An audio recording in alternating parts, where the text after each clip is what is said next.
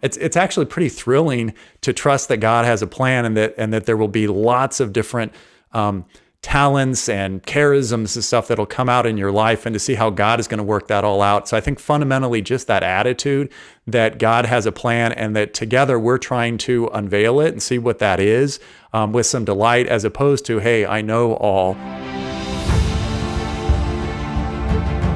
After I moved back from New York, there was a period of time where I bought a camera, wasn't excited about it, wasn't interested in it. I was doing website design. That was what was paying the bills. And I remember telling you guys, you know what? I don't think I'm ever going to do anything with video. Like, I just this website design thing, it's a lot of fun. It's challenging. Right. And I remember it was actually Mom kind of laughed and said, you'll come back around to video. I think you'll come back. And it wasn't this like judgmental thing. It was just this kind of like, she just thought it was funny. He's like, yeah, you'll come back around to it. And I was like, well, I think you're wrong.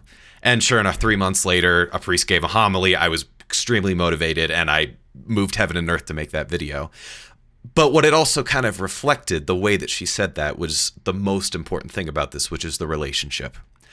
I never felt like you and Mom were trying to discourage me from doing anything. I always felt like you were trying to encourage me to become the best version of myself. And that when you said, oh, I don't, website design, I don't think that's the long-term game for you, it's because you saw something greater. Mm-hmm. It's not because you didn't think I could cut it. It's because you saw something even better. But it also was, at no point did I ever get the feeling that you were trying to mold me into your image. Mm.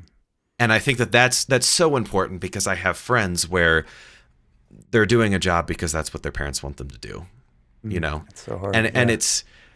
And so I guess that's something that we haven't experienced, at least that I haven't experienced, and I don't think any of my siblings would say that they've experienced. How have you avoided creating that feeling that when you're giving advice, when you're offering feedback, that you're, doing it for, how do you avoid the feeling that you're doing it to mold the kid into your own image? How do you let them know that, no, this is because I want what's best for you? Mm-hmm.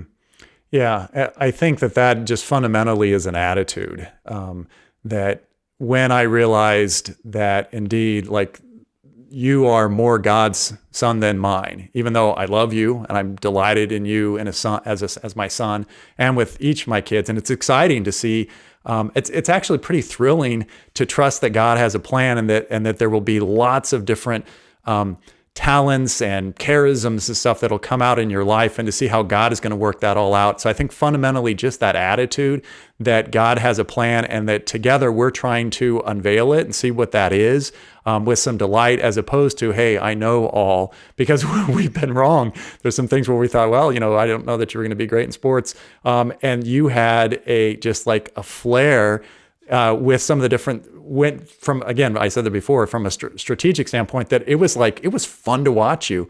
And with each of the kids, there's various things that had to evolve over time. So I say that just fundamentally, just to realize that, we're in this together, and that things don't show themselves immediately. And so I think that's the answer, is like, we have to wait on this and trust and see what, I would say the biggest thing in society today is, like, we need to connect with our heart and our head together, and that our head is paying attention to, like, okay, what is evidence of circumstance? How is this child doing? But give them time to work with it and to make mistakes and get back up again.